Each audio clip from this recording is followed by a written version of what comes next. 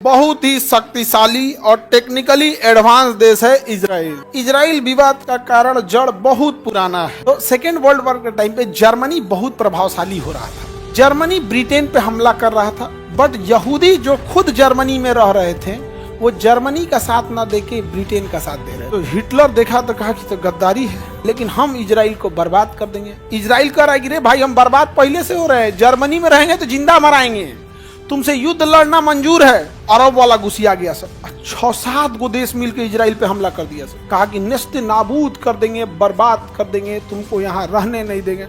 मारा इजराइल 6 को मार के गिरा दिया, भागे।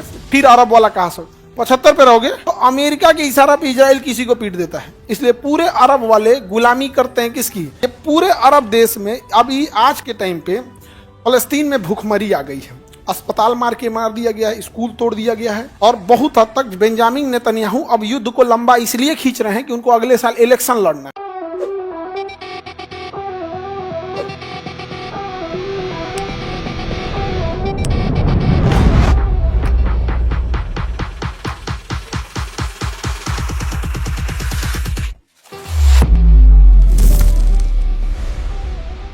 इजराइल बहुत ही शक्तिशाली और टेक्निकली एडवांस देश है इजराइल। टेक्निकली बहुत ही एडवांस देश है कौन? इजराइल। चलिए अब ध्यान से देखते हैं ये जगह कौन सा है? इजराइल है। यहाँ पे इजराइल विवाद का कारण जड़ बहुत पुराना है, बहुत ही पुराना है। सेकेंड वर्ल्ड वॉर जब चल रहा था ना, तो सेकेंड वर्ल्ड वॉर के टाइम पे जर्मनी बहुत प्रभावशाली हो रहा था। जर्मनी बहुत प्रभावशाली था और जर्मनी में बहुत बड़ी संख्या में यहूदी रहते थे। ज्यूज यानी यहूदी रहते थे। जर्मनी ब्रिटेन पे हमला कर रहा था, बट यहूदी जो खुद जर्मनी में रह रहे थे वो जर्मनी का साथ ना देके ब्रिटेन का साथ दे रहे थे, और यहूदियों के पास बहुत पैसा था। तो हिटलर देखा तो कहा कि तो गद्दारी है, हमारे देश में रह के और तुम ब्रिटेन का साथ दे रहे हो। हिटलर ने यहूदियों को मारना चालू किया। कोई कॉलेज लेता था हिटलर, उसमें सारे यहूदियों को भर देता था, अब मार और के मुंगा देता था। यहाँ भागो, यहाँ 1000 आदमी को भर दिया, 100 आदमी का खाना भेजा, नोचो खाना खाओ। कई बार खाना में जहर मिला के भेज देता था, जो गोली मार देता था, कुछ से कुछ मारता। दुनिया में सबसे ज्यादा अगर किसी जाति पर अत्याचार हुआ है ना तो यहूदियों पे हुआ है। इसी वजह से वो शक्तिशाली हो गए हैं इतना वो। अब यहूदी क्या करे? तो ब्रिटेन ने कहा कि तुम्हारा धर्म कहाँ से चालू हुआ? तो जैसे देखिए, सिख धर्म ननकाना साहिब से प्रारंभ हुए थे, पंजाब के एरिया से। तो विभाजन होने के बाद आधा उधर हो गया, आधा उधर हो गया, वरना तो ओरिजिन तो वहीं से था। ईसाई धर्म के लोग इंडिया में भी है, बट ओरिजिनेट ये कहाँ से हुआ? तो बैतलहम से। इस्लाम धर्म मक्का से, मतलब अरब से चालू हुआ था। तो है तो दुनिया में कोना कोना पे होंगे, जहाँ कहीं ज़्यादा कहीं कम है। यहूदी भी चालू हुए थे जो जेरूसलम से। कहाँ से? जब इन पर अत्याचार होने लगा और हिटलर मारने लगा, लगभग 60 लाख यहूदियों को मार दिया, तब यहूदियों ने कहा कि जहां से हम शुरू हुए थे वहीं चलते हैं। आज से 2000 साल पहले हमारे पूर्वज जेरूसलम में रहते थे, हम वापस वहीं चलते हैं। तो वापस तो वहां फिलिस्तीन था। तो ब्रिटेन ने कहा उसका चिंता काहे करता है, फिलिस्तीन साफ हो जाएगा, तुम जाओ ना, बस हमको पैसा देते रहना। तो ज्यूज सब के पास पैसा ज्यादा था, ब्रिटेन की मदद भी किए सब, और वहां से भर भर के यहूदियों को द्वितीय विश्व युद्ध के सामने कहां बरसाना चालू किया? फलस्तीन, जेरूसलम में। और उस समय तक जेरूसलम में कौन थे? सब फिलिस्तीन वाला कहा हम कहाँ जाएंगे? कहा कि तुम भी रह जाओ, हम भी रह जाते हैं, तुम भी रह जाओ, हम भी रहेंगे, तुम भी रह जाओ। फिलिस्तीन वाले कहां से? ऐसे कैसे होगा, नहीं होने देंगे। अरब वाला सभी सब, खजूर खाने वाला, ऊंट पे घूमने वाला, ऐसा कभी नहीं होने देंगे हम। यहां पर किसके दम पे उड़ते हैं सब हमको ये नहीं बुझाता है। माचिस बनाने आता नहीं है, ऊंट को खजवट हो जाता, दवाई अमेरिका से आएगा, लेकिन हम इजराइल को बर्बाद कर देंगे। इजराइल कह रहा है कि रे भाई हम बर्बाद पहले से हो रहे हैं, जर्मनी में रहेंगे तो जिंदा मराएंगे, तुमसे युद्ध लड़ना मंजूर है, लेकिन हम कहाँ रहेंगे? इजराइल में। तो द्वितीय विश्व युद्ध के बाद समझौता हुआ कि इजराइल को यहां रहने दिया जाए। ज्यादा एरिया फिलिस्तीन को दिया गया, लगभग 50% से ज्यादा एरिया, 52-53% किसे दिया गया? फिलिस्तीन को, और 45-46% एरिया इजराइल को दिया गया। अरब वाला घुसिया गया सब, 6-7 गो देश मिलकर इजराइल पे हमला कर दिया सब। कहा कि नेस्ते नाबूद कर देंगे, बर्बाद कर देंगे, तुमको यहाँ रहने नहीं देंगे। मारा, इजराइल 6 को मार के गिरा दिया, क्या भागे ऐसे चट्टा कहीं क्या, सबको गिरा दिया, और इजराइल ने 75% पे कब्जा कर लिया। तब अरब वाला कहे कि ना ना ना 52% ठीक था ई वाला ठीक नहीं था। अब इजराइल का मारेंगे तोरा जूता से, अब होश में आ जाएगा। अगर हार गए रहते तो तुम लोग तो मार दिया रहता हमको, उधर जर्मनी मार रहा था, इधर तुम मार दिया, अब हम 75 पे रहेंगे। तो फिर अरब वाला कहा सर 75 पे रहोगे, तो कहा सर इस बार बड़ा हमला किया जाएगा, बड़ा हमला किया जाएगा, बहुत बड़ा हमला होगा, बहुत बड़ा हमला होगा। समझ में आ रहा है कि नहीं आ रहा? कैसा हमला होगा? बहुत बड़ा हमला होगा। तब तक इजराइल ने देखा कि तो हमला करेगा सब। एक दिन इजराइल उड़ा ना, पहले ही जाके सबके एयरफोर्स को मार के गिरा दिया, पहले ही एयरफोर्स मार के गिरा दिया हमला करने से पहले, और कब्जा कर लिया 90% पे। अभी कितना पे कब्जा कर लिया? अभी गाजा को पूरा कब्जा कर लेगा, 95 हो जाएगा। धीरे धीरे धीरे धीरे पूरे फिलिस्तीन को क्या कर देगा? कब्जा कर देगा। 57 मुस्लिम देश, हमारी बात उन्हें तकलीफ देती है, लेकिन इतना जरूर कहते हैं ना, 57 के 57 एक हो जाओगे ना, एक बार इजराइल खांस देगा तो साइड हो जाएगा। इन 57 में किसी की औकात नहीं इजराइल से फिलहाल लड़ सके।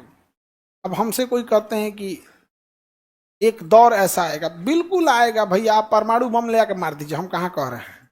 हम तो ये भी कहते हैं कि तुम्हें लड़ना है, अपनी सेना बनाओ, थल सेना रखो, वायु सेना रखो, नौ सेना रखो, वैज्ञानिकों से करके मिसाइल बनवाओ, परमाणु बम बनाओ, मार दो जाके। कौन मना किया है? लेकिन ये क्या तरीका है, तुम हमास के आतंकवादी को पैरासूट से उड़ा के किसी बूढ़ा को मार दोगे, किसी के घर में मार दोगे, और फिर वो मारेगा तो तुमको दर्द होगा। ये क्या चोर सिपाही खेल रहा है? मारो परमाणु बम मार दो, मना किए हम लोग। लेकिन ना यहाँ पे, और इजराइल है वो जानबूझ के मारता है, क्योंकि अमेरिका क्या कराने आता है? समझौता। अब बाकी सब डेराइल रहता है अरब वाला। अगर मान के चलिए सऊदी अरब ढेर उड़ेगा ना, सऊदी अरब अगर ज्यादा उड़ेगा, तो सऊदी अरब अगर ज्यादा उड़ने लगा तो इजराइल कहेगा, अमेरिका सऊदी अरब को कहेगा मारता तो नहीं इजराइलों को, इसको सऊदी अरब को ही मारो। तो अमेरिका के इशारा पे इजराइल किसी को पीट देता है। इसलिए पूरे अरब वाले गुलामी करते हैं किसकी? अमेरिका की। ये पूरे अरब देश में अभी आज के टाइम पे फलस्तीन में भूखमरी आ गई है, अस्पताल मार दिया गया है, स्कूल तोड़ दिया गया है, और बहुत हद तक बेंजामिन नेतन्याहू अब युद्ध को लंबा इसलिए खींच रहे हैं कि उनको अगले साल इलेक्शन लड़ना है। समझ रहे हैं ना? युद्ध को लंबा खींचने के कारण क्या? बेंजामिन नेतन्याहू का अब इलेक्शन लड़ना है, तो इलेक्शन के टाइम पे अगर जो पार्टी युद्ध कर देती है तो प्रॉफिट होता है। अब वहां पे हॉस्पिटल मार के गिरा दिया सब, जबकि जनेवा कन्वेंशन के हिसाब से अस्पताल पे हमला नहीं कर सकते, वो भी बच्चों के अस्पताल पे। उसके बाद देखो जो खाना की सप्लाई आ रहा था उस पर भी मार के गिरा दिया।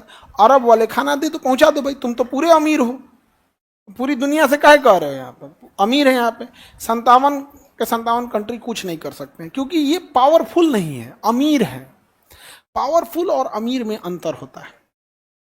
इजराइल, यूरोप, ये अमीर भी हैं और पावरफुल भी हैं। इनका बुर्ज खलीफा इन्होंने नहीं बनाया है, इनके पास तेल है, समझे? दूसरा मजबूरी भी है। फलस्तीन का कहना है कि लोकतंत्र अच्छी व्यवस्था है, अरब में राजा है, तो ये अरब वाले अपने डराई लाता है सब कि अगर हम फिलिस्तीन का साथ दे दिए तो आने वाले 10-20 साल बाद फिलिस्तीन वाले ही कहेंगे कि अरब में राजा क्या कर रहा है, यहाँ तो लोकतंत्र होना चाहिए। तो राजा कहता मरने दो इन सबको, जब तक मरा ही रहेगा सब अपने व्यवस्था देखते रहेगा, सब मरने दो इन लोग को। तो तबाह हुआ रहता है। तो इजराइल वाला जो मामला है इतना नया तो है नहीं, बहुत पेचीदा मामला हो गया।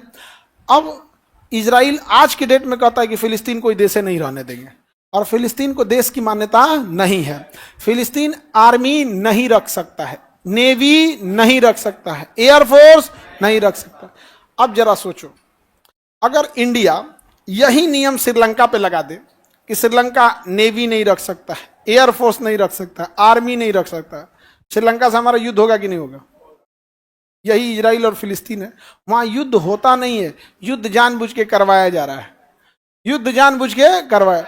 फिलिस्तीन को कहते हैं तुम्हें देश की मान्यता नहीं देंगे, तो भैया तू है क्या? तब आप देश की मान्यता नहीं देंगे तो फिर है क्या? वो नहीं समझे? जानबूझ के क्या किया जाता है? लड़वाया जाता है। और बड़ी बड़ी कंपनियां जो होती हैं सब, जैसे हमारे यहाँ छत्तीसगढ़ में नक्सली हमला होता है, ये समझो ध्यान से, जैसे कोई डॉक्टर के पास देखना न एमआर आते हैं सब दवाई का प्रचार करने के लिए, तो वैसे ही बड़ी बड़ी जो कंपनियां हैं सब नक्सलाइट वगैरह को हथियार दे देती हैं, एकदम एडवांस हथियार है, मारो इंडियन आर्मी को। जब इंडियन आर्मी को मारने लगती तो वही कंपनियां आती हैं इंडियन आर्मी के पास, आपका हथियार पुराना है, ये हथियार खरीदिए, इसमें प्रॉफिट ज्यादा है। समझ में आएगी नहीं आ गया? किसी को दिक्कत? ये सब समझौता उनके लिए है जो कमजोर देश है। चाइना ने तिब्बत पे कब्जा कर लिया, कोई कुछ बोल पाया नहीं। कमजोर देश के लिए है ये नियम कानून, और किसी के लिए नहीं। भारत भी पाकिस्तान पे कब्जा कर लेगा, कोई दिक्कत नहीं होगा, बस भारत का कोई कलेजा वाला प्रधानमंत्री चाहिए। समझ में गया? 4 को मिसाइल मार के चाय पीने वाला नहीं। ये नियम के रहते हुए इंदिरा गांधी ने बांग्लादेश तोड़ दिया, लेकिन मोदी जी से बलूचिस्तान नहीं टूट रहा है। आगे बढ़े तो हम लोग अब देखते हैं इजराइल को। देखिए इजराइल पूरे अरब वालों के पास है। इजराइल के पास यहां से एक्सेस है भूमध्य सागर का, और यहां से एक्सेस है नीचे से लाल सागर का। तो इजराइल जो है वो भूमध्य सागर से जुड़ा है कि नहीं, और नीचे में लाल सागर से जुड़ा है कि नहीं है? नीचे में लाल सागर से जुड़ा है, कोई दिक्कत? इजराइल किन 2 सागरों से जुड़ा हुआ?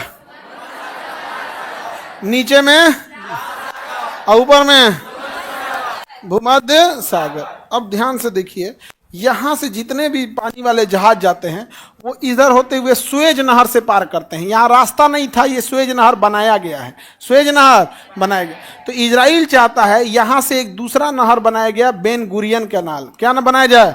Ben Gurion canal. तो इजराइल चाहता है बेन गुरियन कैनाल को बनाना। अब इजराइल के बारे में हम लोग पढ़ते हैं। इतना बड़ा इजराइल देख रहे हैं ना, इतना बड़ा इजराइल देख रहे हैं। तो ये इजराइल है, यहाँ पे जो आबादी है वो यहूदियों की है, जिसे हम ज्यूज कहते हैं। क्या कहते हैं? ज्यूज। यहूदी को क्या कहेंगे? ज्यूज कहेंगे, ज्यूज। यहां पर देखेंगे थोड़ा सा एरिया में गाजा है, और यहां पर है वेस्ट बैंक। क्या है? West Bank. इन दोनों को मिला देंगे तो बनता है फिलिस्तीन। दोनों को मिला देने से क्या बनता है? फिलिस्तीन। तो फिलिस्तीन कितने चीजों के संगठन है? 2, एक गाजा और एक वेस्ट बैंक। गाजा और वेस्ट बैंक, इन दोनों को मिलाकर फिलिस्तीन। इजराइल मार तबाही किस में मजा है? गाजा में, गाजा में। और इसी का राज्य फिलिस्तीन। यहां सब शांति से हैं, सब यहां सब कैसे हैं? सब शांति से हैं सब। इजराइल कहता है तुम शांति से रहोगे तो तुम्हें शांति से मारेंगे, और तुम हल्ला करोगे तो हल्ला करके मारेंगे, लेकिन मारेंगे दोनों को, मारेंगे दोनों को। तो दोनों को मारने के चक्कर में कौन है? इजराइल। कौन है? इजराइल। समझ में आ गया? गाजा किधर है? ये छोटा सा एरिया। अभी ये छोटा सा एरिया है गाजा। समझ में आ गया? ये एरिया गाजा दिख गया। अब इजराइल का कहना है कि तुम लोग इधर से अटैक कर रहे हो, अब हम इसमें भी कब्जा करेंगे। तो इसमें उसने 4 जगह से कब्जा करने का प्लान बनाया है। एक इधर से 5 किलोमीटर लंबा कब्जा कर लेगा, फिर यहां से 5 किलोमीटर, फिर 5 किलोमीटर, फिर 5 किलोमीटर, मतलब बिचवा में 5-5 किलोमीटर कब्जा कर ले, मतलब बिचवा में 5-5 किलोमीटर कब्जा कर लेगा। समझ में गया? अब बताओ गाजा कितने जगह पट जाएगा? कई जगह। इधर से उधर कहीं आ जा नहीं सकते हैं यहाँ पर। तो बड़ी समस्या है इस सब में, इन लोग का समस्या सॉल्व भी होने वाला नहीं है। आगे बढ़े तो इजराइल देखते हैं। भारत से इजराइल का बहुत अच्छा संबंध है, और हम लोग किसी देश को समर्थन इस आधार पे नहीं करते हैं कि अच्छा है या खराब है। हमारे देश के लिए अच्छा है तो अच्छा है। इजराइल का हम लोग समर्थन करते हैं, लेकिन इजराइल के इस बात का समर्थन नहीं करते हैं जो इजराइल ने कहता है कि गाजा केवल इजराइल रहेगा, फिलिस्तीन नहीं।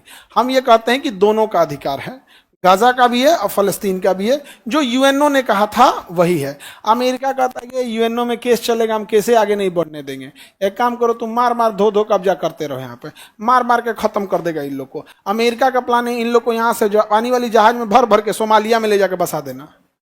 कहाँ बसा देंगे सब? सोमालिया में बसा देंगे सब। आगे बढ़ जाए, कोई दिक्कत? ये जगह कौन सा हो गया? गाजा। और ये वाला हो गया वेस्ट बैंक। और दोनों को मिलाकर फिलीपीन नहीं जी, क्या जी? तुम नहीं बोलो, वो वाला को बोलने दो। हाँ हाँ, फिलिस्तीन। फिलीपीन नहीं, फिलिस्तीन।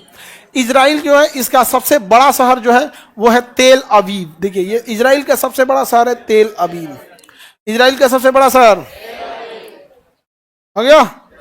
तेल अवीव के एकदम ऊपर देखिएगा तो मिलेगा हाइफा। हाइफा, भारतीय सैनिकों ने हाइफा में भी युद्ध लड़ाई किया था। कहाँ लड़ाई किए थे? हाइफा में। और यह जगह कौन का नाम है? तेल अवीव। इजराइल का सबसे बड़ा शहर। और ऊपर में कौन जगह है? हाइफा। इजराइल दिख रहा है, इजराइल के ऊपर में ना आपको एक पहाड़ी मिलेगा, गोलान की पहाड़ी। देखिए गोलान हाइट्स मिला, गोलान की पहाड़ी यानी गोलान हाइट्स। गोलान हाइट्स से पानी का स्रोत आता है। क्या आता है? पानी का। गोलान हाइट्स जो था वो सीरिया का था। गोलान हाइट किसका था? किसने कब्जा लिया? किसने कब्जा कर लिया? सीरिया में दम है तो ले लो, सीरिया के पास अगर दम है ले लो। किसका कब्जा लिया? सीरिया का। सीरिया का। और इतना नहीं है कि सीरिया कब्जा करने नहीं आया था, सीरिया भी कब्जा करने आया था। हमला किया था सीरिया ने, लेकिन सीरिया के टैंक्स की मारक क्षमता 1.5 किलोमीटर थी और इजराइल के टैंक की मारक क्षमता 2 किलोमीटर थी। तो इजराइल का टैंक ठीक सामने रहता था, अब मारता था सीरिया के टैंक को, उधिया जाते थे। और सीरिया का टैंक महज मार सकता था कितना? 1.5 किलोमीटर। महज कितना मार सकता था? 1.5 किलोमीटर। कितना? 1.5 किलोमीटर। समझ में आ रहा है कि नहीं आ रहा? किसी को दिक्कत? अब गोलान हाइट पर एक छोटा सा एक झील होगा। देखिए क्या लिखा है? गैलीली सागर लिखा है। गैलीली सागर लिखा है। बताइए गोलान की पहाड़ी पर कौन सा झील है? गोलान की पहाड़ी पर गैलीली सागर। गोलान की पहाड़ी पर गैलीली। सर इजराइल इतना पावरफुल कैसे हो गया? इजराइल पावरफुल हुआ क्योंकि वहां पे शिक्षा अनिवार्य है, सबको पढ़ना है, सेना में सबको जाना है। और एक इजराइल, देखो यूनिटी कब आती है? एकता कब आती है? एकता तब आती है जब आपकी संख्या कम हो।